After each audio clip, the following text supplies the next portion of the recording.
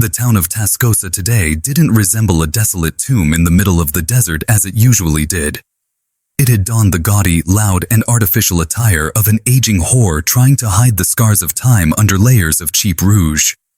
Tri-colored bunting of blue, white, and red was strung across every main street. A country band played cheerful marches that rang out jarringly, mixing with laughter, the clinking of glasses, and the savory scent of barbecue rising from glowing charcoal pits. Today was the 20th anniversary of the town's founding, a day to honor prosperity, a day to forget the small, freshly dug graves at the edge of the cemetery. On a high wooden platform erected right in the middle of the central square, Mayor Elias Thorne stood beaming like a living saint. He wore a tailcoat suit perfectly tailored from Italian silk, his polished leather shoes reflecting the harsh sunlight. His hair was slicked back, a benevolent smile fixed on his lips. The smile of a snake oil salesman who knew how to mesmerize a crowd with sweet promises. "Citizens of Tascosa!" Thorne's voice boomed, resonant, warm, and inspiring. He spread his arms wide as if to embrace the entire town. "Look around us. 20 years ago, this place was just sand and cactus. But today, we have a bank. We have a school. We have the railroad coming through soon. We have turned this barren desert into the Garden of Eden." The crowd below applauded thunderously. Men drunk on liquor, women in colorful dresses. They believed the sweet lie. They wanted to believe, because believing in prosperity was much easier than facing the truth that their children were slowly dying from a strange illness. "There have been sacrifices." Thorne lowered his voice, his expression shifting to a mask of faux sorrow, a master actor on the political stage. "We lost little angels in the recent epidemic, but I assure you it is God's test, and we will overcome, stronger, wealthier." Sheriff Boyd stood at the foot of the stage, arms crossed over his chest, his shifty eyes scanning the crowd. He smirked. He believed the two thorns in his side, Silas and Clara, were currently fish food at the bottom of the Black Dragon River. But his smile vanished. A strange silence began to spread from the end of the main street, like an oil slick on water. The music died. The applause thinned and then stopped completely. The laughter disappeared. Every eye turned toward the town's welcome arch. There, amidst the blinding glare of the desert noon, two figures were walking forward. They didn't look human. They looked like corpses that had just crawled out of their graves from the depths of hell. Silas Vance walked in front. His clothes were shredded, soaked, caked with mud and river slime. A long gash on his forehead was still oozing blood, mixing with river water to drip down his gaunt, sun-blackened face. He walked with a limp, his left leg dragging on the ground to leave a long trail, but his back was ramrod straight. His eyes, the only living things on that wrecked body, burned with a cold fire more terrifying than any gun. Walking beside him was Clara Reed. She no longer bore the fragile look of a village schoolteacher. Her hair was matted, tangled like a bird's nest. Her dress, once white, had turned the color of red clay. She clutched a small bundle tight against her chest, walking on bare, bleeding feet. But her head was held high. Her gaze didn't look at Thorne. She looked through him. They walked in broad daylight, not sneaking, not running. They walked like judges arriving to pass sentence. The crowd automatically parted to the sides, creating a wide avenue. No one dared block their path. The scent of death, of danger radiating from Silas, made even the most aggressive cowboys step back. Thorne stood on the podium, his smile frozen on his lips. He blinked, unable to believe what he was seeing. "Boyd," he hissed through his teeth. "Handle them." Boyd drew his gun, stepping out to block the road. "Stop right there," he roared, trying to regain his authority. "I thought I sent you two to hell." Silas didn't stop. He kept walking, each step heavy. Thud, thud, thud. "Hell wouldn't take me, Boyd," Silas said, his voice gravelly, echoing across the silent square. "It told me to come back and pick you up. Boyd aimed his gun at Silas's chest. His finger tightened on the trigger. But Silas did something no one expected. He didn't draw his gun. He stopped, turned to Clara, and gave a slight nod. A signal. Clara split off from Silas. She didn't walk toward the podium where Thorne and Boyd stood. She turned left. She walked straight toward St. Peter's Church, the white-painted wooden building on the corner of the square, where the doors stood slightly ajar. "Hey, woman! Stop!" Boyd started to lunge after Clara. Click. The sound of a Winchester levering a round chambered. Silas had drawn the gun from his back lightning fast. He didn't aim at Boyd's head. He aimed at his groin. "Take one more step, Boyd," Silas said, his voice terrifyingly calm, "and I'll turn you into a eunuch before you have time to die." Boyd froze. He looked into Silas's eyes and he knew. This bounty hunter wasn't joking. He was buying time. But buying time for what? What was Clara doing going into the church? Was she planning to pray? Meanwhile, Clara pushed open the heavy oak doors of the church and stepped inside. Inside, the church was cool and pitch black, a stark contrast to the harsh sun and noise outside. The smell of beeswax candles and old wood hung in the air. There were no men here, only women. About 20 women were kneeling in the pews, heads bowed low, hands clasped in prayer. They were the mothers, the ones who didn't join the celebration outside. They wore black, their faces gaunt with grief. They were praying for the souls of their lost children, or for the ones lying bedridden at home with green rashes on their skin. Clara's bare footsteps echoed on the wooden floor. Thump. Thump. The mothers raised their heads. They saw a woman, ragged, filthy, soaking wet, walking toward the pulpit. A few started to speak up to tell her to leave, but the look on Clara's face silenced them. It was the face of someone bearing news of a death. Clara stepped up to the pulpit. She placed the small bundle on the altar, where the Bible usually rested. She unwrapped the sodden cloth, the black leather notebook. It had been soaked, bloated, the ink slightly blurred, but the damning words inside were still legible. Clara looked down at the crowd of women. She recognized them. Mrs. Higgins, the blacksmith's widow, who just buried her 5-year-old son last week. Mrs. Miller, who had 3 children gravely ill. Martha, who lost her firstborn daughter at St. Jude Academy 3 years ago. "I didn't come to preach," Clara said. Her voice wasn't loud, but in the stillness of the church, it rang out like a brass bell. "I came to read the names of the men who killed your children." Silence descended. A silence heavy as lead. Clara opened the notebook. The wet pages stuck together. She had to use trembling fingers to peel them apart. "May 12th, Clara read aloud.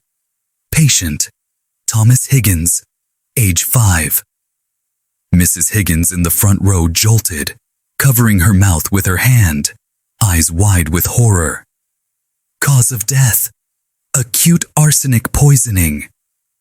Clara raised her head, looking straight into Mrs. Higgins's eyes. "Arsenic, not fever, not an epidemic. Your son was poisoned." A choked sob escaped Mrs. Higgins's throat. She shook her head violently, not wanting to believe. "No, the doctor said it was his lungs." "The doctor lied," Clara interrupted, her voice hardening. "Because the doctor worked for Thorne. This is the diary of Dr. Henry, the only man who dared to tell the truth." She continued reading. "May 20th, the 3 Miller children. Well water test results. Arsenic levels 100 times higher than normal. Poison source, dumped directly into the underground aquifer from the direction of Thorne's ranch." Mrs. Miller shot to her feet, her face drained of blood. What? What did you say?" "He wants your land," Clara said, tears beginning to stream down her cheeks, mixing with the dirt. "He needs you to sell your farms to build the railroad, but you wouldn't sell, so he killed your children to drive you out." Whispers began to spread. Doubt turned into panic. Clara flipped quickly to page 42, the most painful page. November 2nd, 1872, St. Jude Academy. Martha, at the back of the church, slowly stood up, gripping the back of the pew until her knuckles turned white. Sarah Vance, Emily Martha, John Doe. Clara read a list of names. All died from water poisoning before the fire occurred. The fire was to dispose of the bodies. No! Martha's scream tore through the silent space. It wasn't a human scream. It was the roar of a wounded mother beast. She rushed forward, snatching the notebook from Clara's hands. She looked at the ink-smeared page, Dr. Henry's familiar handwriting, and her daughter's name. The naked truth, brutal and undeniable. The entire church exploded. Not with violence, but with pain. Wailing cries rose to the heavens. Mothers embraced each other, screaming their children's names.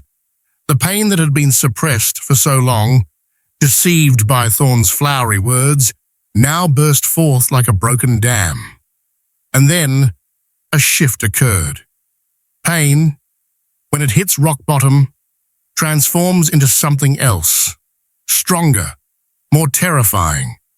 It becomes rage. As Higgins wiped her tears, she stood up straight. Her eyes, usually gentle and resigned, now burned with a fanatical fire. She looked toward the church doors, where the festive music was still faintly audible. "He's out there," she said, her voice low, vibrating with hatred. "He's laughing and dancing on my son's bones." Mrs. Miller grabbed a heavy brass candlestick from the altar. Martha ripped the sleeve of her black mourning dress. They didn't need guns. They didn't need the law. They were mothers robbed of their children. And there is no force on earth more terrifying than that. "Go," Mrs. Higgins commanded. "Collect the debt." Outside in the square, the standoff between Silas and Boyd was still taut as a bowstring. The crowd of townspeople began to murmur, confused about what was happening. Thorne stood on the podium, feeling uneasy. He tapped the microphone. Now, let's not let this madman ruin the party." Slam! The church doors burst open, banging against the walls with a loud crash that made everyone jump. From the darkness of the church, a procession marched out. 20 women dressed in black. They didn't walk with heads bowed as they had entered. They stomped, furious, like a rising black tide. Leading them was Mrs. Higgins, gripping the brass candlestick. Beside her was Clara, limping but with eyes ablaze. "What's going on?" a man in the crowd asked his wife. Mrs. Higgins didn't answer. She walked straight toward the podium, pointing a finger directly at Elias Thorne's face. "Murderer!" Her scream echoed through the town, drowning out the music, drowning out the wind. Thorne went pale. "Mrs. Higgins, calm down." "What are you saying?" "You poisoned my child," Mrs. Miller screamed, hurling a rock she had just picked up from the ground at Thorne. It struck his shoulder, making him stumble. "You burned the school. You burned my baby." Martha lunged like a panther, shoving over the security barrier. The crowd of men was bewildered. But when they heard the words poison, arsenic, killing children, confusion turned to horror. Fathers looked at their wives, saw the ultimate agony on their faces, and they understood. These women weren't lying. No one invents the death of their child. "Read it," Clara shouted, holding the medical notebook high. "Read what he did." She threw the notebook into the crowd. A man caught it. He skimmed through it, and his face changed color. He looked up, staring at Thorne with hateful eyes. "Arsenic? You dumped arsenic in the wells?" Thorne's veneer of civilized progress cracked wide open. He backed away, tripping over the microphone stand. "No! It's a fabrication. That whore is lying. Boyd, shoot them! Shoot them all!" Boyd turned his gun toward the charging women. Bang! Not Boyd's gun. It was Silas's gun. The bullet struck Boyd's gun hand, blasting the Colt away. Boyd howled in pain, clutching his bloody hand. Silas lowered his gun. He didn't shoot again. He didn't need to. He took a step back, yielding the stage to the true judges of the day. "This isn't my trial, Boyd," Silas whispered, watching the tide of angry people surge past him like water through a broken dike. "This is the mother's trial." The crowd crashed against the foot of the wooden stage. The thin police line was torn apart in an instant. The guards, seeing the fury in the women's eyes, lowered their guns and stepped back. They dared not fight their own wives, mothers, and sisters. Thorne screamed, trying to run off the back of the stage, but Mrs. Higgins had grabbed the hem of his tailcoat. She yanked hard. Thorne fell face first onto the wooden floor. He scrambled to crawl away, but a high-heel stomp came down hard on his hand. Then another hand grabbed his hair. Thorne's screams were swallowed by the roar of the crowd. It was no longer a riot. It was an execution. Silas stood leaning against a lamppost, lighting a cigarette with her hand still trembling from exhaustion. He watched Clara standing amidst the crowd, tears rolling down her face, but her expression relieved. She looked at him. He nodded. The town of Tascosa was burning. Not with fire, but with the truth, and this fire would burn down everything Thorne had built, to restore justice to the tiny graves out there. The central square of Tascosa had broken into chaos. It was no longer a celebration. It was no longer a protest. It had transformed into a man-made hurricane. The tri-colored banners of blue, white, and red were torn down, shredded, and trampled under hundreds of angry feet. The wooden podium, the symbol of Elias Thorne's power, shook violently like a ship about to capsize in a raging ocean. Thorne, who just minutes ago had been the king of the town, was now scrambling on all fours across the wooden floor like a crushed cockroach. His Italian silk tailcoat was ripped, smeared with dirt and boot prints. His slicked-back hair hung disheveled, obscuring his vision. He gasped for air, his heart hammering against his ribs as if trying to burst through his chest. The roar of the crowd below was no longer human. It was the sound of judgment. "Drag him down! Hang him high! Kill the child killer!" Mrs. Higgins and the mothers were trying to climb onto the stage.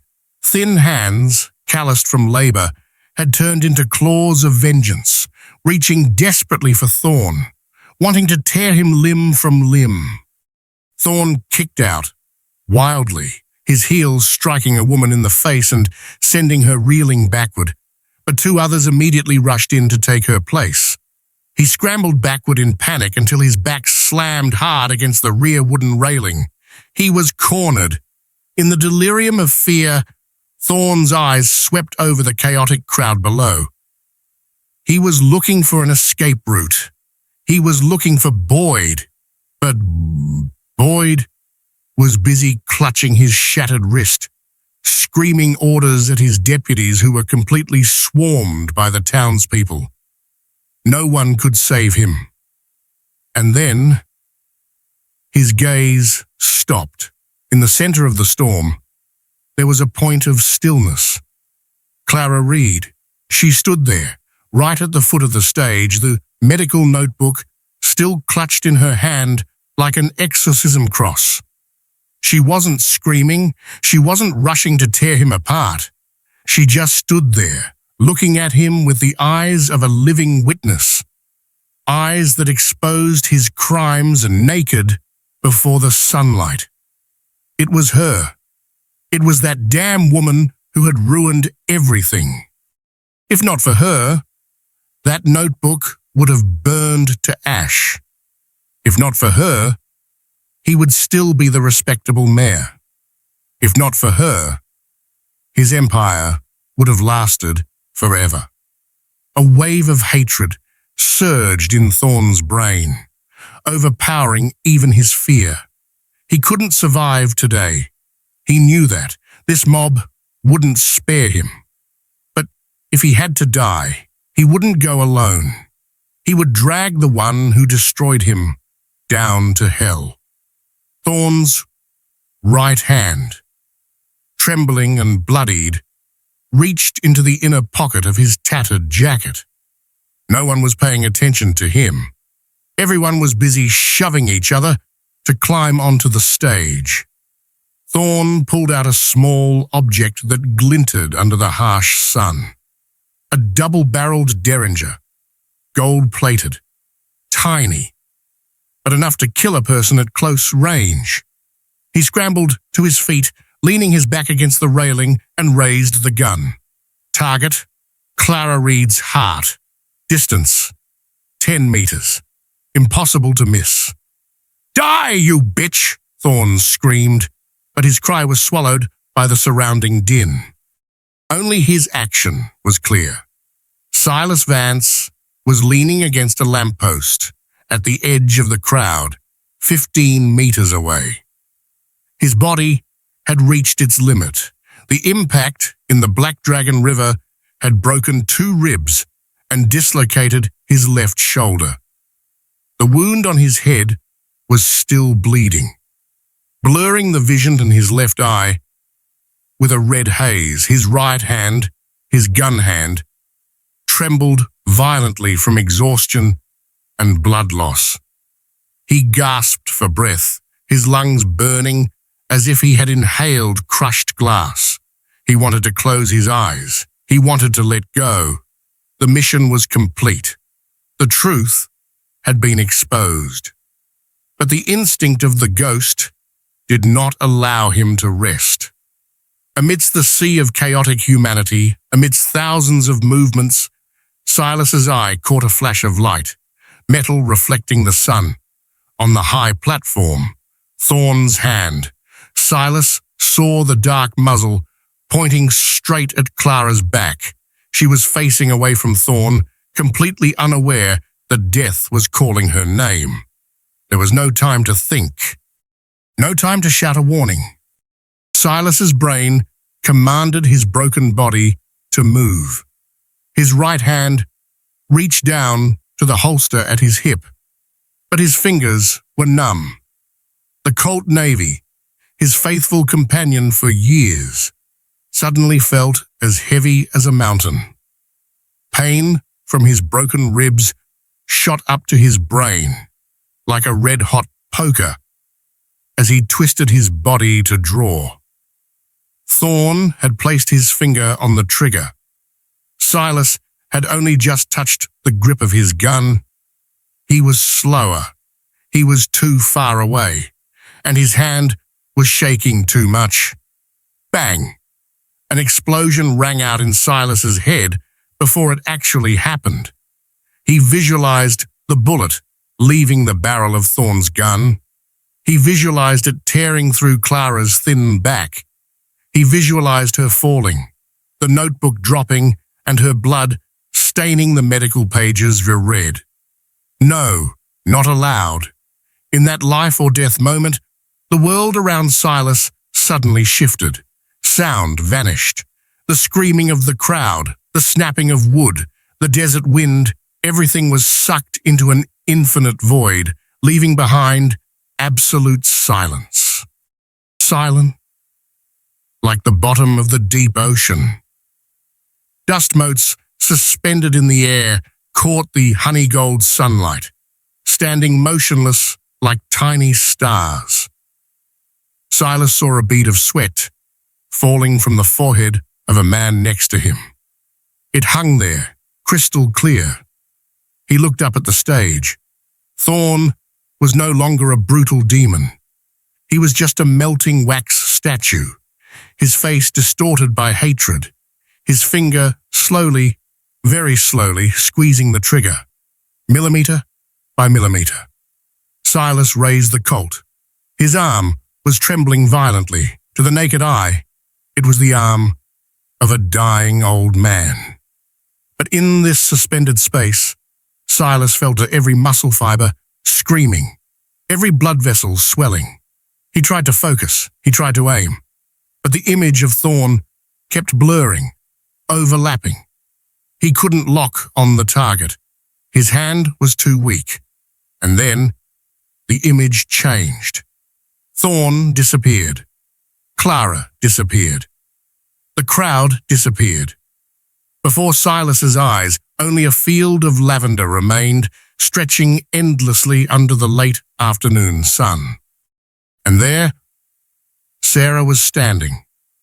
His daughter, not the Sarah in the cold medical notebook, not the Sarah in the charred fire, but the Sarah of that day. Sarah in her blue uniform dress, hair in pigtails, and a bright smile missing a front tooth. She was looking at him. Her clear eyes held no blame. She didn't speak. She just raised her small hand, making a pretend gun gesture at him, and giggled. Bang! Daddy loses!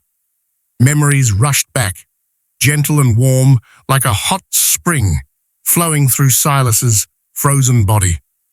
He remembered the first time he taught her to hold a toy gun. He remembered how he held her tiny hand, adjusting her index finger. Breathe out, Sarah. Don't squeeze the trigger with strength. Squeeze it with your heart, like you're blowing a kiss.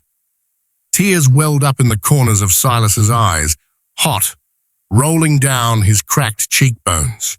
The trembling in his hand vanished. The pain vanished. Hatred, the toxic fuel that had kept him alive for 3 years, also dissipated like smoke. Hatred makes a hand rigid. Hatred makes a shot go wide. Only love makes a gunman steady. Silas wasn't shooting Thorn because he was an enemy. Silas was shooting because Clara was the one who had brought Sarah back to him, even if only for a moment. He was shooting to protect life, not to sow death. For you, Sarah, Silas whispered in his mind, and for her. Silas's index finger tightened, smoothly, gently, like blowing a kiss. The trigger slid back. The hammer struck the firing pin. Gunpowder exploded in the chamber. The bullet left the barrel, spinning through the air, tearing through the suspended dust motes, drawing a perfect straight line through the chaos of the world. Bang! The shot tore through the sky of Tascosa, sharp and crisp, drowning out the noise of hundreds of people. On the wooden stage, the derringer in Thorn's hand fired. But his bullet flew into the sky, because a millisecond before, a terrible force had slammed into the center of his forehead. Thorn's head snapped back violently. Blood sprayed in a crimson streak against the azure sky. He stood frozen for a second, eyes rolled back, a look of astonishment still lingering on his face. The gold-plated gun slipped from his hand, hitting the wooden floor with a dry clatter. Then he collapsed. No majesty, no drama. He fell like a discarded sack of garbage. His body slid down the wooden stage, then tumbled into the crowd below. Silence. Absolute silence engulfed the square for the second time. This time, it was the silence of shock. Everyone turned around. Hundreds of eyes focused on the lamppost. Silas was still standing there. The Colt Navy was still smoking in his hand, the barrel pointing straight up at the high platform. He lowered the gun, very slowly. His arm went limp. The gun dropped from his hand, burying its nose in the dusty ground. He collapsed to his knees. His last reserve of strength had flown away with the bullet. Clara turned around. She saw Thorne lying dead at the foot of the stage. She saw the bullet hole in the center of his forehead. And she saw Silas kneeling in the distance, leaning his head against the lamppost, gasping for air. She understood what had just happened. She covered her mouth, tears streaming down. He had saved her one last time. "Get him!" Sheriff Boyd's scream shattered the silence. Boyd, with one hand crudely bandaged and the other holding a gun, staggered out of the crowd. He was frantic. He had just lost his boss, lost his backing, lost everything. "He just killed the mayor! He's a murderer! Get him!" Boyd screamed, pointing his gun at the kneeling, defenseless Silas. "Anyone who catches him gets $1,000. Boyd charged forward. He intended to finish Silas himself, to salvage some last scrap of honor. But he didn't make it more than 3 steps. A wall of people suddenly rose up in front of him. Not a wall of brick, a wall of flesh and blood. Mrs. Higgins stepped out to block Boyd's path. The blacksmith stepped out. The cattle herders stepped out. The whole town stepped out. They stood packed tight, shoulder to shoulder, forming a protective circle around Silas Vance. They turned their backs to Silas and faced Boyd. Boyd froze. He looked at those faces, faces he usually despised, bullied, and extorted. Today, they looked at him without a shred of fear. Their eyes held nothing but contempt for a cornered stray dog. "Move," Boyd stammered, his voice shaking. I am the sheriff. I represent the law." "You don't represent anything," the blacksmith said, his voice deep and resonant, like a hammer striking iron. He stepped forward, snatching the gun from Boyd's hand as easily as taking candy from a baby. Boyd stumbled back, falling over. You people planning a mutiny? I have a badge. I have..." Mrs. Higgins stepped forward. She bent down, looking straight into the face of the cowardly sheriff. She reached out, grabbing the silver star on his chest. "This," she said, her voice trembling with rage, "was bought with my son's blood." "Rip!" She yanked hard. The badge tore off Boyd's shirt, taking a chunk of fabric with it. Mrs. Higgins threw the badge on the ground and spat on it. That was the signal. The crowd surged in. No one hit Boyd. They didn't need to dirty their hands. They just swarmed him, disarmed him, stripped him of his belt, his hat, and everything that symbolized his fake power. They turned him into a naked man in the middle of the square, naked in honor and power.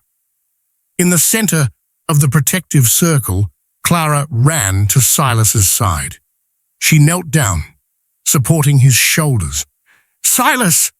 Silas!" Silas lifted his head. Blood from the wound on his forehead ran down into his eyes, dyeing everything red. But he still saw her, and he saw the blue sky above. "Is he dead?"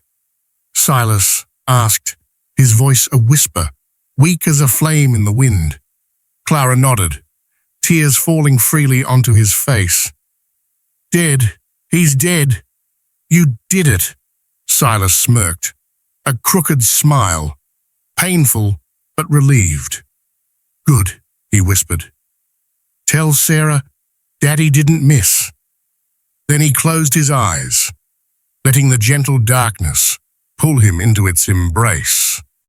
He didn't faint from pain. He just slept, a dreamless sleep. For the first time in 3 years, the ghosts in his head were silent. Around them, the town of Tascosa was still noisy, but the noise had changed. It was no longer the fake music. It was the sound of freedom, the sound of chains breaking, and on the dusty ground, the sheriff's badge lay abandoned, trampled by hundreds of feet, buried in the past. The trial was over. The verdict had been executed. 3 weeks. 21 days had passed since Silas Vance's gunshot tore through the sky of Tascosa, ending a dynasty of lies. 3 weeks is a blink of an eye in the endless flow of Western history, but for Tascosa, it was an entirely new era. The town had changed. The change wasn't in the buildings. They were still wood, brick, and red sandstone. The change was in the very air people breathed, the stench of fear, of secrets buried beneath the dry earth, the smell of arsenic laced in the sweet water. It had all vanished. The scorching desert winds had swept them away, returning Tascosa to its original scent, the smell of freshly sawn pine, of tar, of bread baking in the oven, and most importantly, the smell of freedom. Down in the central square, once the stage for Elias Thorne's bloody celebration, a bustling construction site now stood. There were no prison wardens, no shouting. Men who had once bowed their heads in fear of Sheriff Boyd were now swinging sledgehammers, tearing down the rotting wooden platform, prying up paving stones to drag the black, sludge-filled pipes from the earth. They worked with the fervor of men pulling a poisoned thorn from their own flesh. The toxic pipes were hauled up, lying crisscrossed on the street like the carcasses of giant slain snakes. They would be melted down, destroyed, so they could never harm another child again. Tascosa no longer had a mayor. The red velvet chair in the town hall sat empty, gathering dust. No one wanted to sit in it. Instead, the town was run by a reconstruction council. There were no men in suits smoking cigars, discussing politics. The council consisted of Mrs. Higgins, the blacksmith's wife, Martha, and the other mothers. They met right there in the church, by candlelight. They didn't know much about tax law, but they knew the value of a human life. They knew how to share clean water, how to care for families still sick. And sometimes, justice was just that simple. Silas Vance stood before the mirror in his shabby boarding house room. He was buttoning a new shirt, a rough, light blue cotton shirt that Clara had bought for him. He looked at his reflection. The man in the mirror was both a stranger and someone familiar. The wound on his forehead had scabbed over, leaving a long scar running down to his eyebrow, a hyphen between the past and the present. His broken ribs still ached with a dull throb whenever he twisted his torso, a permanent reminder of the freezing Black Dragon River. But the eyes, those dark, bottomless eyes that once held an abyss of hatred and despair, were different now. The abyss had been filled, not with jubilant joy, but with stillness. The surface of the water in his eyes was now as calm as a lake after a violent storm. The demons had stopped screaming. The ghosts had stopped collecting debts. For the first time in 3 years, Silas Vance saw himself, not a walking corpse. He placed his old cowboy hat on his head. The brim was frayed, but he didn't want to trade it. There are things you keep to remember where you've been. He bent down, picking up the light travel bag at the foot of the bed.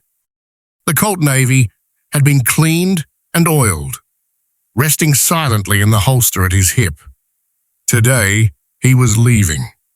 Silas walked out of the hotel, strolling down the main street. People stopped working when they saw him pass. Men nodded to him, a nod of respect, not fear. Children stopped playing, watching him with curiosity and admiration. They wanted to shake his hand, wanted to buy him a drink, but they kept their distance. They understood that the lone wolf needed its space. Silas turned, not heading for the town gate just yet. He headed toward the western hill, the cemetery. The Tascosa Cemetery lay on a gentle slope, catching the last rays of the day. 3 weeks ago, this was a desolate junkyard. Weeds grew past the knees, obscuring crooked tombstones. Rotting wooden crosses lay broken and scattered. Thorne had never spent a dime to care for this place. He feared the dead. He feared the graves would whisper his name. But today, the cemetery had been resurrected. The weeds were cleared. White gravel paths were laid out, winding between the rows of headstones. The broken crosses had been replaced, painted stark white, standing in rows like diligent sentries. And on every tiny grave, far too many tiny graves, were bouquets of fresh wildflowers placed by the townspeople every morning. Yellow daisies, purple lavender, bright sunflowers. Life had returned to the resting place of death. Silas walked slowly. The crunch of his boots on the gravel was rhythmic, heavy. He passed the fresh mounds of the Miller children, the Higgins boy. He paused briefly, tipping his hat to the little souls for whom he had indirectly demanded justice. Then he walked on, toward the most secluded corner of the cemetery, beneath the shade of an ancient oak tree. This oak looked exactly like the one in front of his old cabin, where Buster lay resting. Perhaps that was why he chose this spot for Sarah. A small grave, a simple sandstone marker, its edges worn by time and weather, but the inscription was clear and sharp, recarved by someone, probably Clara, with great care. Sarah Vance, 18. 64 to 1872. Beloved daughter. Little angel at rest. Silas stood there. His shadow stretched long across the ground, covering the grave like a protective blanket. The afternoon wind rustled through the oak leaves, sounding like whispers from the past. Silas took off his hat, crushing the brim in his calloused, slightly trembling hands. "I'm late, Sarah," he whispered. His voice hung in the air, raspy and broken. "I'm sorry. The road home was a little long and too dusty." He dropped to one knee. His knee touched the cold earth. His rough, scarred hand reached out, touching the stone face of the marker. The stone was cold, but he felt a strange warmth spread from his fingertips to his heart. Silas slowly reached into his breast pocket, the place closest to his heart. He pulled out the 2 items he had guarded like treasures through his life and death journey. First was the handkerchief, the white cloth embroidered with the bell tower and ivy of St. Jude Academy. It had been washed clean. The dried blood and road dust were gone, leaving only the vibrant blue stitches. He carefully spread it on the stone base before the headstone, smoothing out every crease. Second was the black leather notebook, Dr. Henry's medical diary. It was warped and stiff after being soaked in the river and dried in the sun. The corner of the cover was charred black. The pages inside were wrinkled, but it was evidence. It was a weapon. It was the verdict that had finished Elias Thorne. Silas placed the notebook on top of the handkerchief. "It's done, baby girl," he said, his voice light, as if 1,000 pounds had been lifted from his shoulders. "The truth is out. No one can lie about how you died anymore. No one can hurt you anymore." He closed his eyes. He remembered the dream from last night. In the dream, he no longer saw Sarah screaming in a sea of fire. He saw her running in a lush green meadow chasing Buster. She turned back, waved at him and laughed, a radiant smile untouched by the dust of the world. Then she faded into the light, gentle as a wisp of white smoke. "Sleep well, Sarah," Silas whispered. "Daddy will try to sleep well too." The sound of soft footsteps on the grass. Silas didn't need to turn around. His senses had felt her presence the moment she stepped through the cemetery gate.